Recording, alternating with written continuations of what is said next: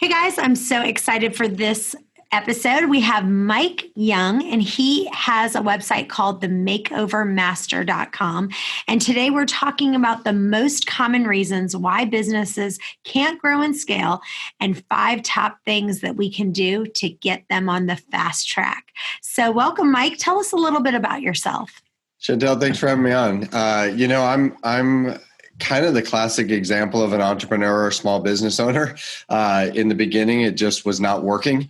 Was trying lots of stuff, couldn't figure out all the real reasons why my business wasn't working. And so I ended up becoming one of those case studies that fell into the trap of buying every book you could afford, going to every seminar, going to every event, buying a ton of courses. And at the end of the day, it took me almost a decade. It took me about 8.5 years before my business actually really started working and working well. I tried a lot of stuff. I spent a couple $100,000 in courses. I created over 50 brands between 2008 and 2012. And that's kind of what I call my self-discovery phase, was like trying lots of stuff, having it flop on its face and figuring out why. So that's kind of my backstory is it took me a long time to figure out the online game and running a business and running an actual business. So I know personally what works, what doesn't. And now I get to coach clients and help clients with strategy. And so I've seen the patterns, I've seen what they try, what doesn't work for them. And I've just seen thousands of examples now.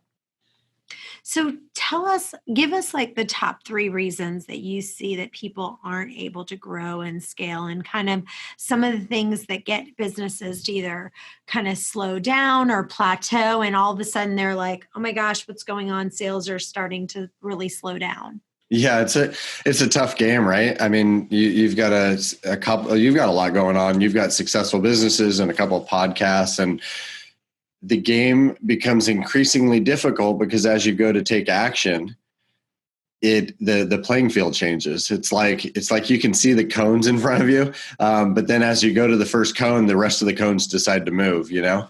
And so the number one thing I see is really clarity. It's the ability to decide. A lot of business owners, when they get started, they say things like, "Well, I think I'm going to do this," or "I think this is how it's going to be." And part of the frustration with clarity is it oftentimes only emerges through action. So you have to kind of take your best educated guess in the beginning of, I think this is what I want to do and this is how it's going to work, and not get frustrated and beat yourself up. So number one is I see people that don't fully commit. They don't really decide and get clear on what they're taking action on. That's a big thing that holds people back. And then a lot of people will have kind of victim mentality when things don't go their way. It's like they quit very easily, or they kind of get that woe is me mentality of like, that didn't work, so I guess it's not going to work. And if you're in the business game and as an entrepreneur or small business owner, you almost have to kind of take that mentality of I'm always going to get off the mat. Nothing's going to keep me back. Everything is just an obstacle that you have to overcome. So number one is clarity. Number 2 is building consistent systems to generate prospects and the right prospects. So I think as we do a lot of complimentary reviews for business owners and just kind of look at their stuff. It comes down to a couple things. Number 1 is they're not attracting enough leads into the business. Number 2 is they are attracting the wrong leads into the business. So they're spending an enormous amount of time with people that are not the right fit for them to begin with. Excuse you. Sorry. Need some water? Feel free. I'll take a break too. So not attracting enough leads, attracting the wrong leads, and spending too much time with people that shouldn't be prospects in the first place. Or they're not able to close the leads that they're getting. So that's kind of the fundamental business system problem I see is leads. Then, and the reason that gets created, there's actually like hundreds of reasons that gets created, but I'll break down like the top 4 reasons that you either aren't attracting enough leads or you're attracting the wrong leads. Number 1's credibility. There's just not enough credibility. Humans learn through stories. And so when we see someone for the first time, and then we go to their website or their brand or their social, and that story doesn't make sense, where maybe they have a pretty website and then you go to their social and they have one follower, let's say. The story doesn't make sense. So credibility wise, people literally don't believe you're good at what you say you're good at. So I see that a lot with small business owners. They say, we help XYZ person do XYZ, but then there's almost no social proof or proof to back that up. So it begins looking like a unsubstantiated claim. Well, that's a good point, because so one of the businesses I have, sorry, I'm like, No, I don't know, I got something in my throat. Frog in your throat. Yeah. And so I see, so for example, I have a real estate company that I have. And one of the things we say to our real estate agents is that if someone goes to your site and they go to your Facebook, and we've got some people who, let's say they sell wine, like they sell like Scout and Cellar wine on the side. They might sell, some essential oils on the side, or Rodan and Fields on the side. And so now it's like where you make your big bulk of your money is real estate, right? Yep. So now someone comes to your site and they're like, oh, do you want to try my cream for Rodan and Fields? Oh, do you want to try my wine? I'm now a Scout and Cellar. Do you want to try this essential oil? And so you are now so divided. Talk about that for just a second, because then it's like, wait, are you a real estate agent? Are you a Rodan and Fields? Are you selling Scout and Cellar? What are you? Yeah, 100%. And it's okay to be multifaceted. You're multifaceted, but that's why funnels got created, and that's why people use funnels, is to control the environment of what the consumer new prospects are going to see. And so if you're multifaceted and you have 2 or 3 different podcasts or 2 or 3 different businesses, a lot of times in the beginning, people try and put that all into one site, one social media, and it wildly confuses new prospects. So there's a thing in our brains called cognitive dissonance. It just basically says we can't hold 2 competing thoughts at the same time. So if you see real estate and essential oils and massage therapy, you immediately, we're all busy these days, very busy. We're all stressed out. We've all got this technology thing to deal with. We don't have time to mess around and figure you out. So what I need to see when I go to your business is, I'm this person, I help this result, and here's where you start. And then lots of proof and social proof to back that up. And so anything that's going to distract your audience, and if you think how I think about websites and foundational presence, is it's almost entirely built for new prospects running into you for the first time. Because if I buy real estate from you, when I come back to you to buy my second real estate, I don't go back to your site. I don't go back to your social media. I know how to contact you. I know where to begin. I know how to contact your assistant, let's say. So websites need to be thought about, and social media presence needs to be thought about as, this is entirely for the people that are running into me, and this is the very first week they get to know me. And so anything that you're putting on there that confuses those people is hurting your leads. So let's talk about that. It's funny because I had a mortgage loan officer that I'm friends with, and she kind of got into the CBD oil. You know how everyone's kind of getting into that CBD oil phase. And so she came to me and said, obviously I'm a mortgage loan officer. This is where I make a bulk of my money, but I'm super passionate about the CBD oil and I really want this to go. Yep. But as I've been doing the CBD, I've noticed that my, mortgage loan officer business has kind of slowed down, and I only make this much money from the CBD oil business. Yep. Obviously my bread and butter. So if someone's looking to kind of transition, because that's their passion, but their bulk of their money comes here from this mortgage loan officer, what would be the advice that you would give to that mortgage loan officer? You really have to separate the brands. You have to, because human beings operate based on sixth sense a lot. We are weird creatures. We are heavily in tune to status. And so if and think about it this way, if I run into a mortgage loan officer and I want a mortgage for my house. It's a very serious investment. It's a lot of money. It's actually my biggest investment a lot of times is my home. It's somewhere I'm going to live. I want a professional that's fully committed, fully dedicated to making sure I get the best mortgage or the best experience with buying my home. I don't want somebody that's spending half their time on CBD or essential oils, or they're distracted, or even little things make a big difference. Even their social posting. Hey, I'm out tonight with my friends, or hey, my car got broken into again. These little whining, complaining posts. Nobody wants to work with, it's kind of like you hang out with people at a party or a campfire. It's like nobody wants to sit down with sadness. The person that's always got the woe is me story. So posting matters, credibility matters, reviews matter. Consistency is a big one. People want to trust that when they put their life in your hands, especially on a big decision like a mortgage, that you're fully committed to them. And so anything that makes it look like you're distracted is going to cost you sales. It's going to cost you leads for sure. Yeah. And with CBD, it's very controversial because it's kind of, people are like, okay, marijuana. Same thing. Yeah. The same thing with like religion and stuff. If you're religious and let's just say you're Christian or whatever, and you're passionate about it, if you decide to talk about it a lot online, that's okay. That's your choice. But just realize there are people out there that may not be as passionate about that religion or different or whatever. And you have a choice to make as a business owner. Do you want to exclude those people from becoming buyers, or do you want to kind of pare that down so that you open a wider net so that, and I think people get it wrong when it comes to like niching down. That's a very popular term online, especially as I've got to niche down my business into this thing. So what they do is they actually try and niche down too far. They say, I work with, females between 35 and 50 in Orlando that do XYZ. And they try and niche down by defining their audience.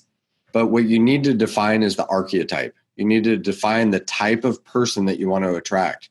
I want to attract hungry, go-getter entrepreneurs that will never quit, that are willing to invest their time and money. And so if you can define the archetype of person, you may get a client that's actually a male. You may get a client that's 53 and not 35. And that's okay because you're still attracting your ideal client. But too many people try and define their ideal client by saying you have to be this age or this sex or this. I don't care if someone's brown or green or alien or black or anything. It doesn't matter to me if they're the right type. If they're the right fit for me, then and that's really what it comes down to is, I mentioned credibility. That's one thing that costs people leads. The other three issues. The second one is copy. The words you use on your website and in your posting, that matters a lot. The copy and the offer. I see a lot of problems with that. The third is process and flow. A lot of people, we've all had that Facebook Messenger. Nice to meet you. Do you want to buy my thing? Next message. They skip steps in their process and flow. They try and go too quickly for the sale, or I've seen it the other way where people build 100 steps to their process and there only needs to be 12. And then the last one, you've got credibility, you've got copy and offer, you've got the process and flow. And then the last one that people run into is people dramatically butcher their sales calls. If there's a phone call involved in their sales process, a lot of people talk about products and features, and that's not why people buy.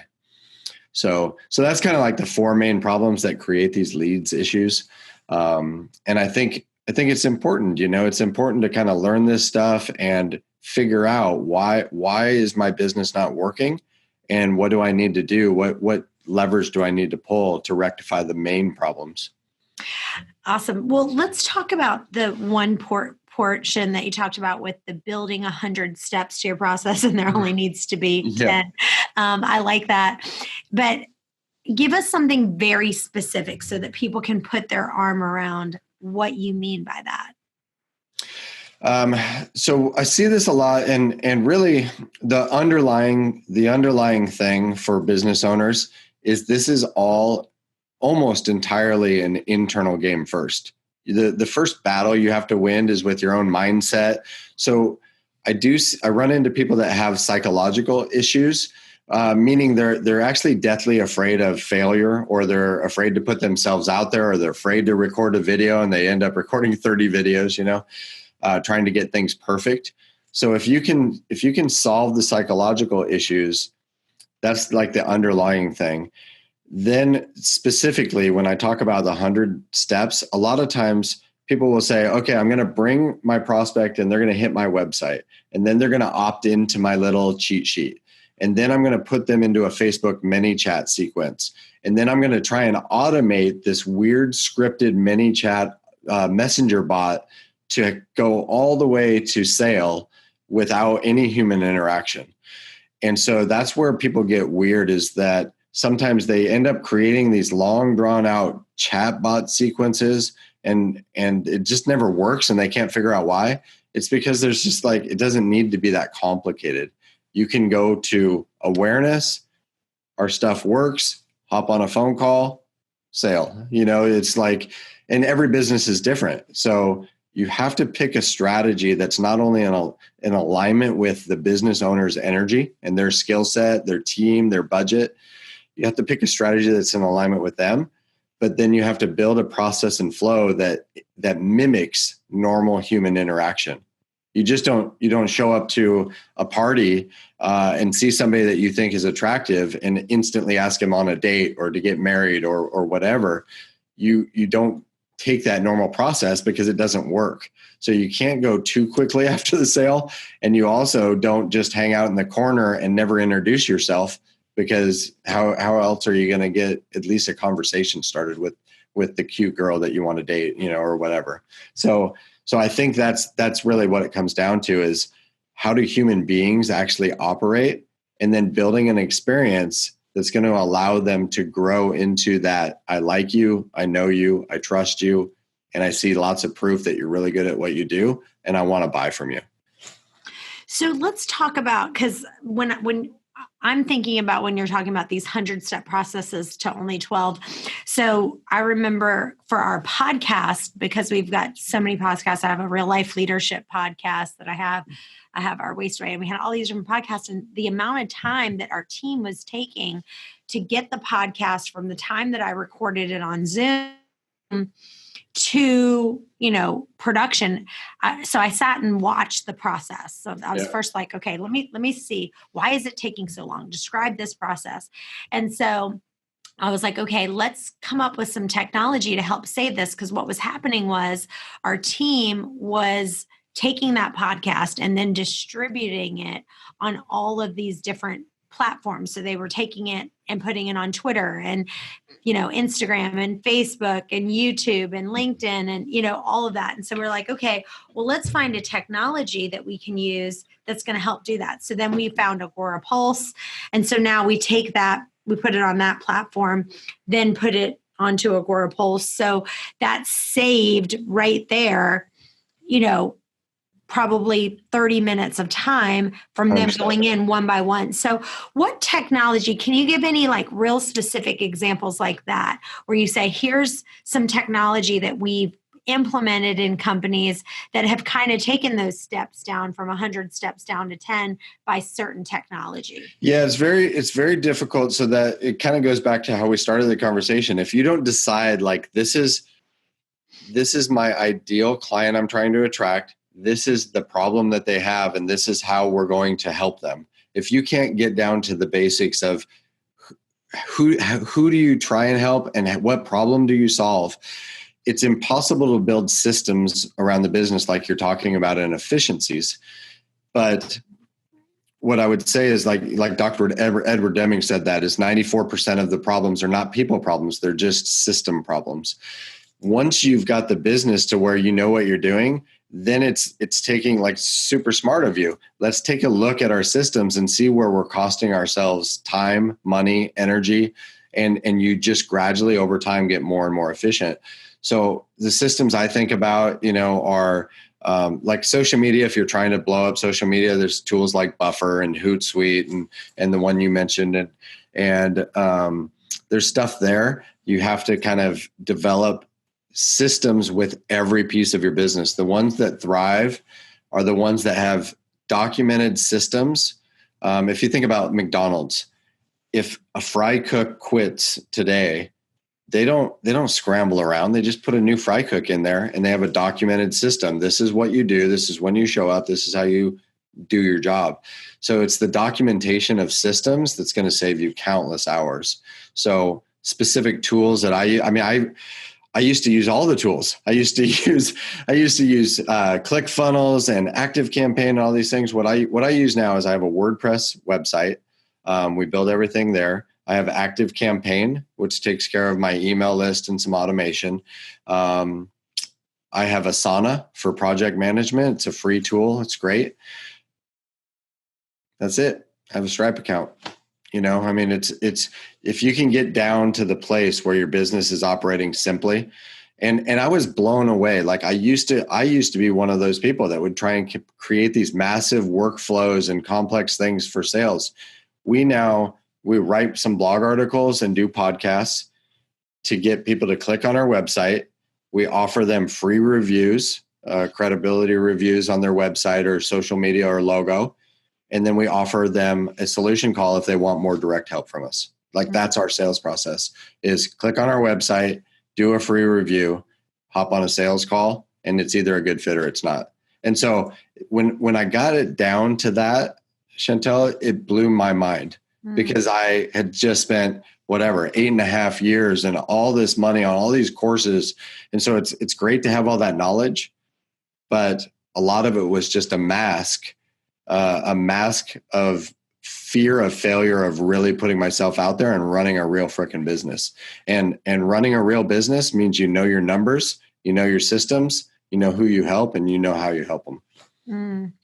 I love that so much because I think that what happens is that traditional management mindset is that all the errors and all the defects are caused by bad employees or employees who just don't care. And if you go to Dr. Deming's teaching where you say, look, 94% of the problems or defects in my organization are caused by the system. If the system is broken, then we're going to have problems, and we have to figure out, okay, do we have poor equipment? Do we have supplier problems? Are we having a lack of training? What is it that's going on that the system isn't working? Yeah, and you can, and I think it comes down to, so it is mostly the system, and it comes down to detailing and documenting the system. So many people, like, when's the last time you read a standard operating procedures manual? Like, we just don't read that stuff. The easiest way to do it is just to begin documenting. A book that's great for that is Clockwork by Mike Michalowicz.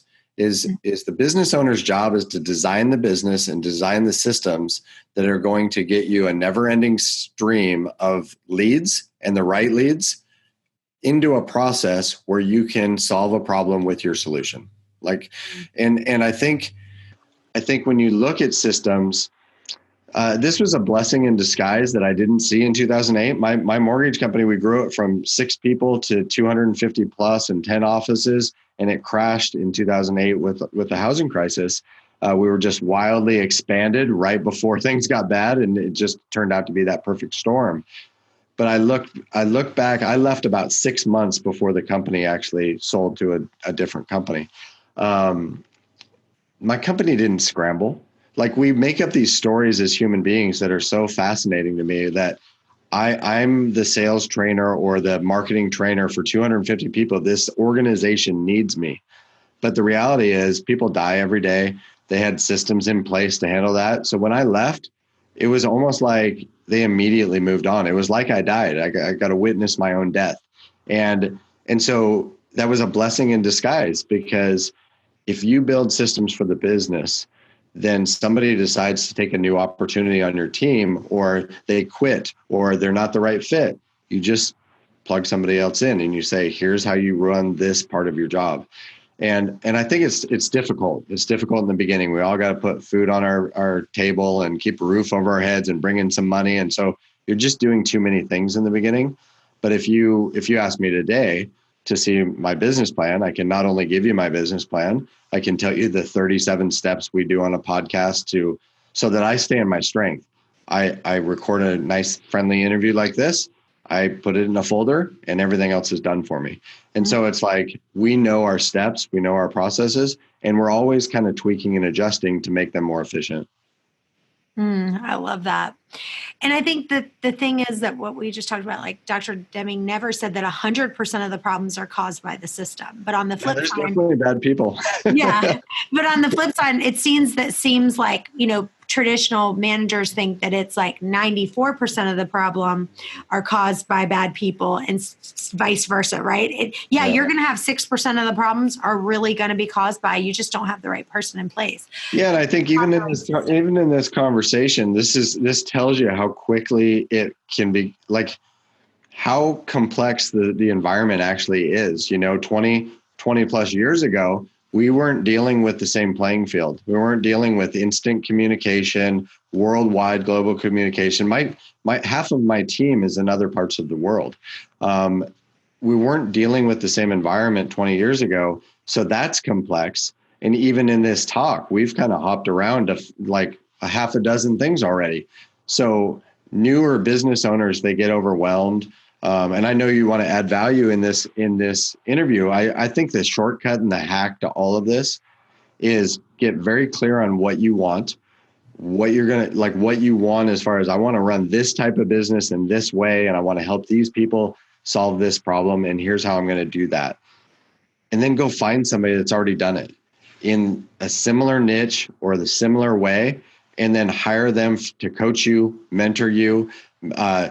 I've found that the one thing, because I bought a lot of courses, I bought a lot of courses. I bought every course I could find for a period of time. The one thing they never gave me was specific strategic advice based on my situation. And so when things changed for me, it was because I ran into somebody that had already done what I was trying to do. They looked at my situation, they gave me specific advice, and they solved the major issues that were holding me back.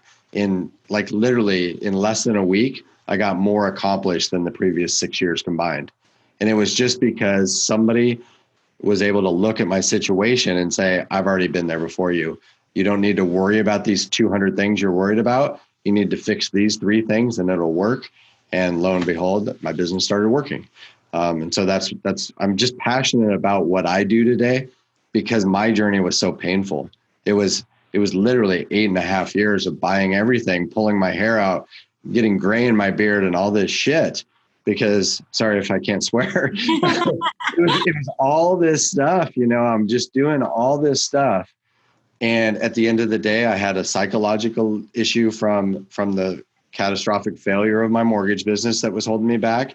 And I had never really picked my lane. I was hopping all over the place to mask that insecurity I had in myself. So let's talk about checklist for just a second. So I liked what you just said about how, you record the podcast and then you've got a checklist of this many things. Can you kind of describe some of the things that are on that checklist, and kind of give people real specific examples so that they understand, here's what you need to do. If you've got this podcast, you're going to make this kind of checklist. Can you? Yeah, sure. No problem. It's, so what I think it's a mentality thing first. As a business owner, so many business owners become practitioners and they begin doing all the work themselves, which I did as well. At some point, you need to shift to more like a shareholder mindset where I'm able to create the vision of what I want and really focus on the results. And then I didn't build my podcast system. I said, I want the end result to be that it's on these social media channels with this type of, this style of show notes, that it looks this way. So I did the first 3 episodes myself. And I said, this is what I want to produce in the final result. And then I hired somebody and let them build the system to accomplish that. So step by step, I get an interview, like, let's go all the way back to the beginning. I have a 15-minute discovery call where I make sure it's a good podcast fit.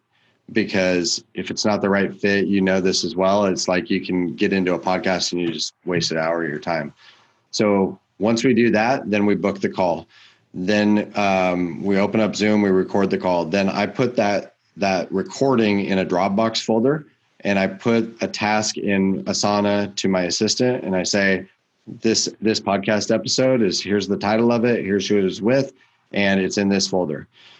She then takes it, she produces Instagram, Facebook, LinkedIn, Twitter, Pinterest cover art. So we get the art all dialed in. She writes the show notes. She uploads it to our website. She uploads it to Libsyn. She does all the tagging that we need to do. So it's like this long list of all this stuff. And then when she's done with it, she basically hits publish, and we schedule our podcast. So like on WordPress, you just say, I want this to release at this date and this time. And so she takes care of all that for me, and I don't do anything. Interviews like this, I may grab a screenshot from our conversation, and I'll send that over to my executive assistant and say, I just did an interview with Chantel Ray, and please make sure this shows up on my social. And so you'll probably in an hour, you'll see a little post that just says, hey, I had a great interview with you. Right. So if you can build checklists and systems, the key for me is I don't like all that other stuff. It bogs me down. It drains my energy as a business owner. I like creating the vision. I like knowing what the end result I'm going for is. And I like allowing and empowering my team members to make sure we execute on that. Awesome. And then we look at the numbers. We just say, hey, if I'm supposed to be on 3 podcast interviews per week, let's say, are we hitting our numbers? If we're not, then we got to look at the system. Why are we not hitting our numbers? Are we not doing enough introductions? Are we not, all those things? If you can focus on the numbers and the end result you're going for and get very clear on that, then when you're not hitting your numbers, then you go to the system and figure out what's broken in this system. Why are we not hitting those numbers? So like, I guarantee you a lot of business owners, and I know I hop around a lot, but a lot of business owners are like, I have a leads issue, or I have a sales issue. I'm not selling enough of my thing. And so we go, okay, how many hours a day are you spending on the phone prospecting? Well, 0. How are you actually getting leads to hit your site to find out about that you exist? And those numbers it's like, how many people found out about you today? How many people took the first step? How many people asked buying questions? And how many sales did you have? Start to track those numbers. And so many business owners that are struggling for sales, it's like, well, you look at their Google Analytics or whatever. It's like, well, you have an average of 6 people a day hitting your website. Like you're going to struggle. You're going to struggle if you're not creating awareness, if you don't have credibility so that people can quickly figure out what you do and where to start. And you need to be able to track your numbers. I can pull up my numbers right now and see, okay, 2,000 people today hit our site. 47 people opted into one of our reviews or lead magnet. 3 sales calls. After this, like later today, I have a sales call and I have a strategy call with the client. So it's like, get your life and your systems in order so that you can execute. And when the math is telling you that you've got an issue, look to the system and fix it. So one of the things people do is they're doing some activity, but they're not monetizing it. So like I've heard people, perfect example, podcast, right? They'll say, well, I started this podcast. I'm spending all this time doing it. I'm doing all this energy, but I'm not monetizing from the podcast. So how do you know that when you're doing your podcast, that's driving people to the website and that you actually are, that time you're spending doing that, you're monetizing from it? Yeah, and so a couple things I think about as you ask that question. One is people are wildly impatient these days. So sometimes some certain activities are not necessarily, it's hard to directly correlate into monetization. So some activities, podcasts, partially I do them to get my message out there. Partially I do it because it's a status thing. Most people are deathly afraid to speak in public. So you instantly raise your status by being somebody that's willing to put yourself out there. And that human beings attract to that. We attract to people that are confident, have high energy, that are willing to put themselves out there, because we're deathly afraid to do that subconsciously for most of us.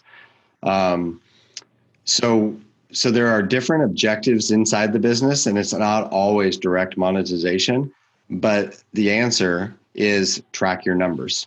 If I do a podcast with you, how many people hit that specific page on my website after we did our social media and our email blast?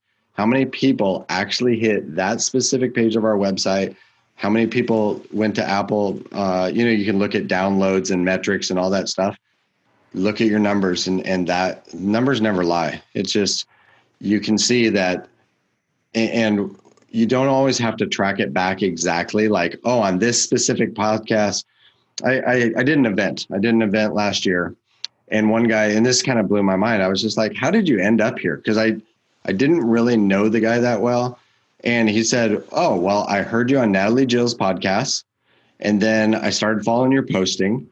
And then I liked what I was reading. And then I saw some of your podcast episodes. Then I saw your friend that did this other thing in this other industry. I actually hired him because that's the help I needed. But I was just so, like, he followed me for 6 months. And so for me to try and track that is just a waste of time, if that makes sense. You know what I mean? For me to like try and put that into my CRM where I tracked his path, there's no point to it. It's just like literally my system would be broken if I'm trying to track every human interaction. But I knew that he listened to me on a podcast. He followed me for some time and built enough trust and credibility that he bought a ticket for my event, you know? Yeah. So All right. I don't Last know if I thing. answered your question. Yeah, no, you did. Yeah.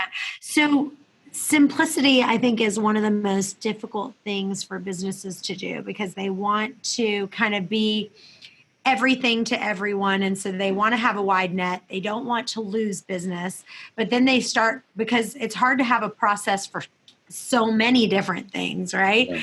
So what have you implemented? How have you been able to help people to kind of really narrow their focus and start to get going? We don't need to do everything. We don't have to be a master at all of this. Let's get rid of, we don't have to offer this, and this.